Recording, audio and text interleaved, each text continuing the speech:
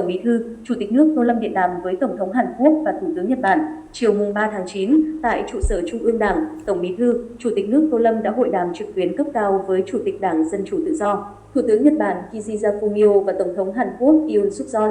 Nhật Bản sẽ tiếp tục viện trợ ODA hỗ trợ Việt Nam phát triển. Trong điện đàm, Tổng Bí thư, Chủ tịch nước Tô Lâm tái khẳng định Nhật Bản là đối tác quan trọng của Việt Nam trong chính sách đối ngoại độc lập, tự chủ, hòa bình, hữu nghị, hợp tác và phát triển. Hai nhà lãnh đạo vui mừng về sự phát triển mạnh mẽ, nhanh chóng và toàn diện trong quan hệ song phương, nhất là việc hai nước thiết lập quan hệ đối tác chiến lược toàn diện vì hòa bình ở châu Á và trên thế giới nhân dịp kỷ niệm 50 năm thiết lập quan hệ ngoại giao. Hai bên nhất trí tiếp tục tăng cường tin cậy chính trị, hiểu biết lẫn nhau thông qua duy trì trao đổi cấp cao bằng nhiều hình thức linh hoạt, phát huy hiệu quả các cơ chế đối thoại, hợp tác song phương. Hai bên nhất trí đẩy mạnh hợp tác kinh tế là trụ cột chính của quan hệ hai nước, đi sâu kết nối hai nền kinh tế. Thủ tướng Nhật Bản nhấn mạnh Nhật Bản sẽ tiếp tục đóng góp vào sự phát triển của Việt Nam thông qua viện trợ ODA, tăng cường hợp tác với Việt Nam trong chuyển đổi số, chuyển đổi xanh,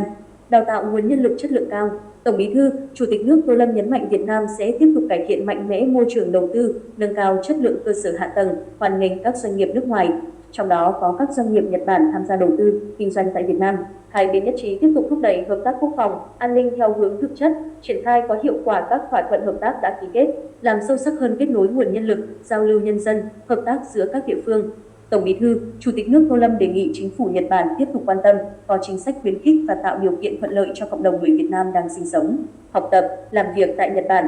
Hai bên cũng trao đổi về các vấn đề quốc tế, khu vực cùng quan tâm, nhất trí tăng cường hợp tác củng cố môi trường hòa bình, an ninh, ổn định ở khu vực, trong đó có vấn đề Biển Đông. Nỗ lực nâng kim ngạch song phương lên 150 tỷ vào năm 2030. Cùng chiều mùng 3 tháng 9, Tổng Bí thư, Chủ tịch nước Tô Lâm đã điện đàm với Tổng thống Hàn Quốc Yoon Suk Yeol.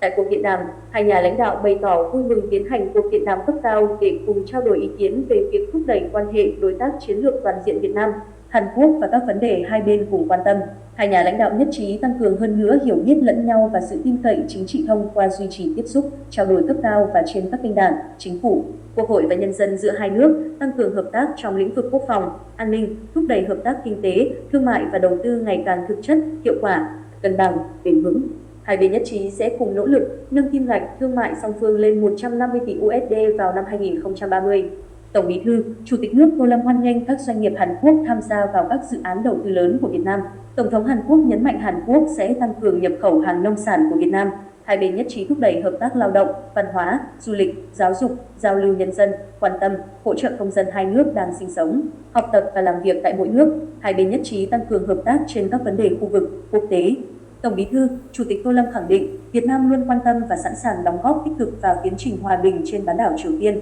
Về vấn đề Biển Đông, hai bên nhất trí về sự cần thiết của việc giữ gìn hòa bình, ổn định, hợp tác, phát triển, tôn trọng luật pháp quốc tế, Công ước của Liên Hợp Quốc về luật biển năm 1982. Tổng thống Hàn Quốc trân trọng mời Tổng Bí thư, Chủ tịch nước Tô Lâm sớm sang thăm Hàn Quốc. Tổng Bí thư, Chủ tịch nước Tô Lâm cảm ơn và vui vẻ nhận lời mời.